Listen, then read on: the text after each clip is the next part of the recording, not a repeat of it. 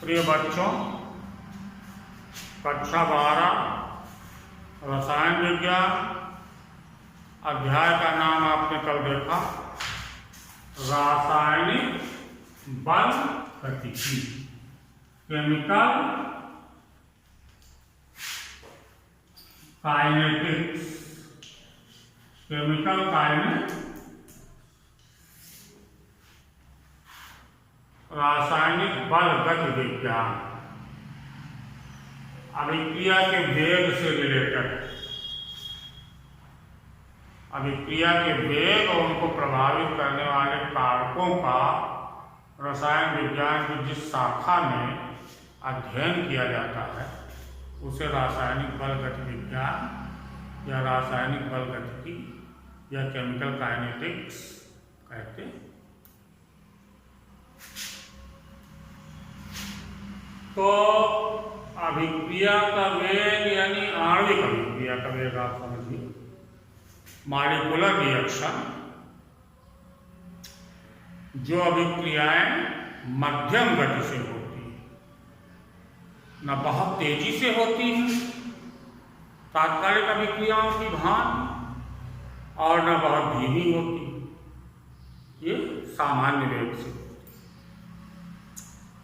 इनके वेग का अध्ययन, इनके वेग को प्रभावित करने वाले कारक और इनकी क्रियाविधि कैसे अभिकारक उत्पाद में बदलते हैं, इन सभी चीज़ों का अध्ययन जो है रासायनिक बलगत विज्ञान में किया जाता है।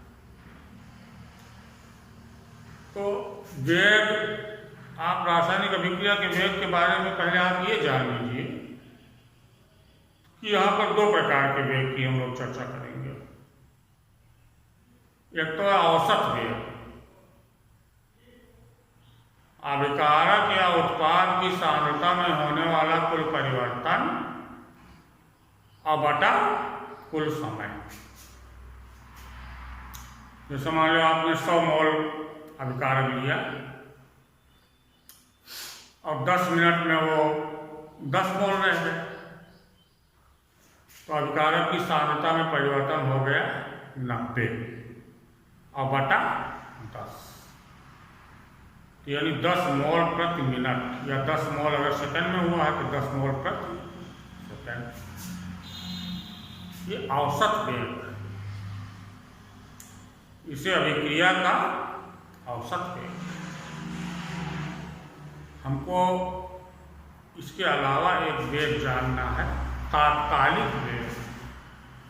कौन वेग? तात्कालिक।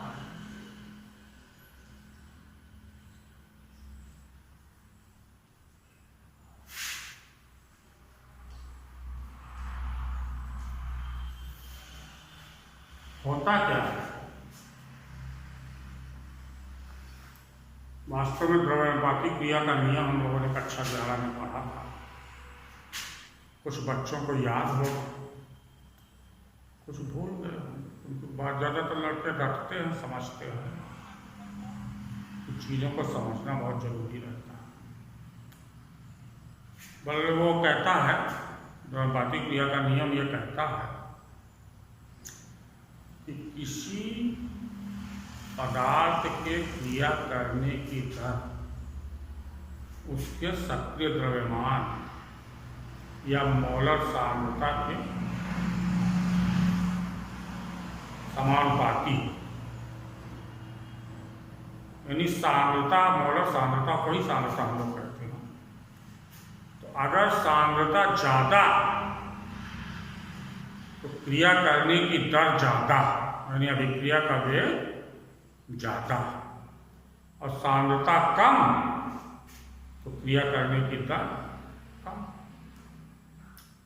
अब आपको हम एक एग्जाम्पल से समझा रहे हैं, इसको देखिएगा, प्रयास कीजिए। मान लीजिए एक अभिकारक है A, किसमें बदल रहा है? ठीक। अब इसकी प्रारंभिक सांद्रता है ये मोल प्रति मीटर, ये मोल, ये मोल। इसकी कितनी है? जीरो मोल। अभी क्रिया शुरू नहीं हुई का टी बराबर जीरो। ये अभिक्रिया है जो होने जा रही है, हुई नहीं। तो इसकी सांद्रता ले लीजिए 1 मोल ए मोल। अब टी समय बाद क्या होगा? टी समय ये हो गया यक्स मोल, यानी अभिकारक का यक्स मोल उत्पाद में बदल गया। ये कितना बचा? ए माइनस यक्स मोल प्रति।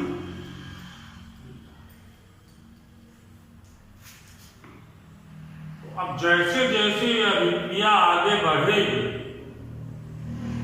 वैसे वैसे इसका मान कम होता जाएगा, और जब इसका मान कम होता जाएगा यानी अभिकारक की सांद्रता घटती जाएगी तो अभिक्रिया का वेग भी घटता जाएगा।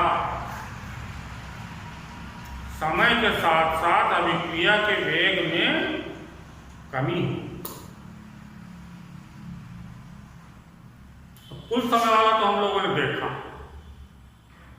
जैसे मान लो 10 मोल प्रति लीटर था, 100 मोल प्रति लीटर था और 10 सेकंड में रह गया 50 मोल प्रति लीटर। तो अभिकारक की सांद्रता में परिवर्तन हो गया 100 माइनस 50 यानी 50 और बटा 10। तो औसत वेग हो गया 5 मोल प्रति लीटर प्रति सेकंड। इसको औसत वेग कहते हैं। लेकिन इसमें वास्तव में प्रारंभ में अभिक्रिया का वेग ज्यादा था और जैसे जैसे समय बीतता गया अभिक्रिया का वेग घटता गया, कम होता गया। तो औसत वेग तो आप पूरे का निकालते हैं, उससे हम लोगों को ज्यादा नहीं। इसमें हमको देखना क्या है, मान लिया, माना, क्या माना? dt समय में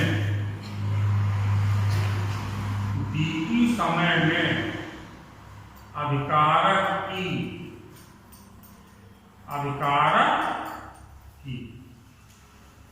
dx मात्रा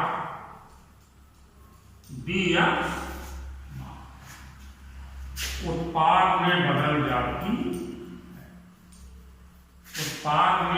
जाती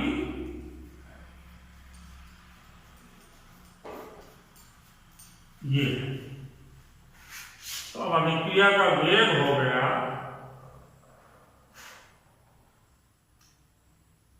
रेट ऑफ रिएक्शन, अभिक्रिया का वेग।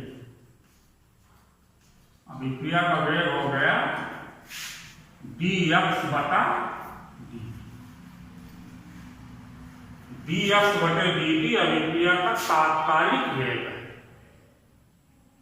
तत्क्षण इसी विशेष सूक्ष्म समयांतराल dt में अभिकारक की सूक्ष्म मात्रा dx में होने वाला परिवर्तन, तो अगर dx बटे dt ये क्या हो रहा है? अभिक्रिया का वेग।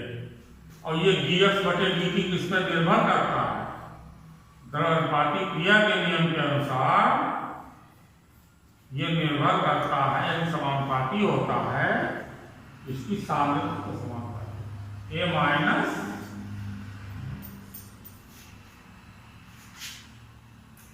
अब समानुपात का चिन्ह आप हटा दीजिए तो क्या हो जाएगा? dx बटे dt बराबर k इंटू ए माइनस k। क्या है? What is k? k को कहते हैं वेग स्थिरांक। k क्या है? वेग स्थिरांक। k बराबर वेग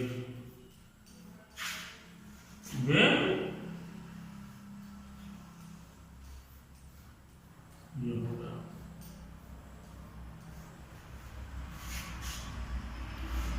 k को कहते हैं वेग स्थिरांक।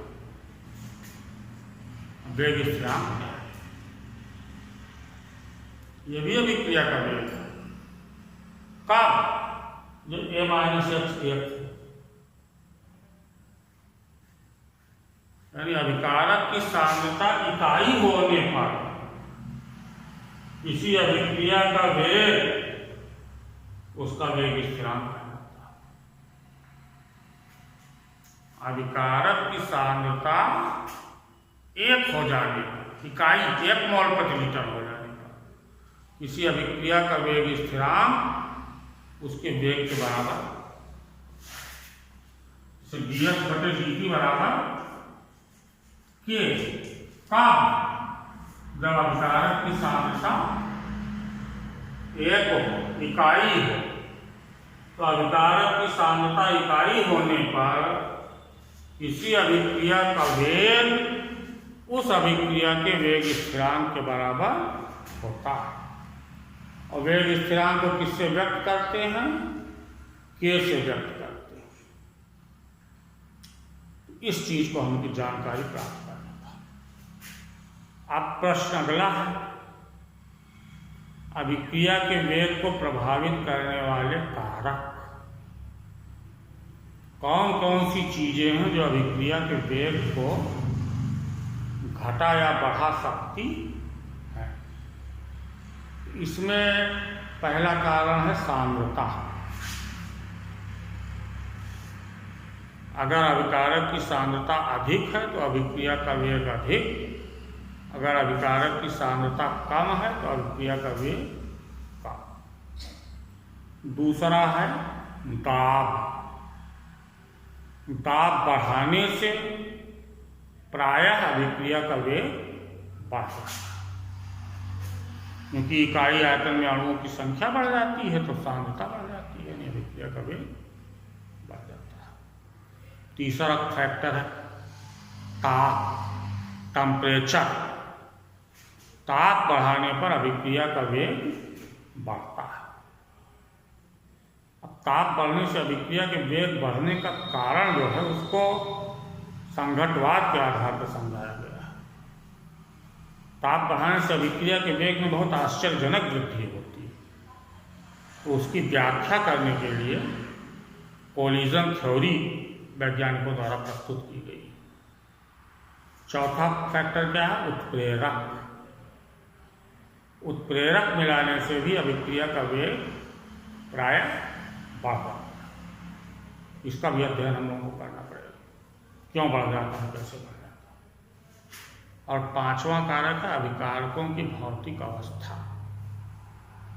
अगर अभिकारक बारीक चूर्ण के रूप में है, द्रव में है, गैसीय अवस्था में है, तो उनका वेग ज़्यादा होगा। अगर बड़े बड़े आकार में होंगे तो उस अभिक्रिया का वेग कम होगा। तो ये बहुत बड़ा फैक्टर कोई नहीं है, लेकिन इन 3-4 कारकों के बारे में अध्ययन हम लोगों को करना है। अब आप इतना अध्ययन आज कीजिए, कल फिर अगला पॉइंट हम लोग देखते हैं। धन्यवाद।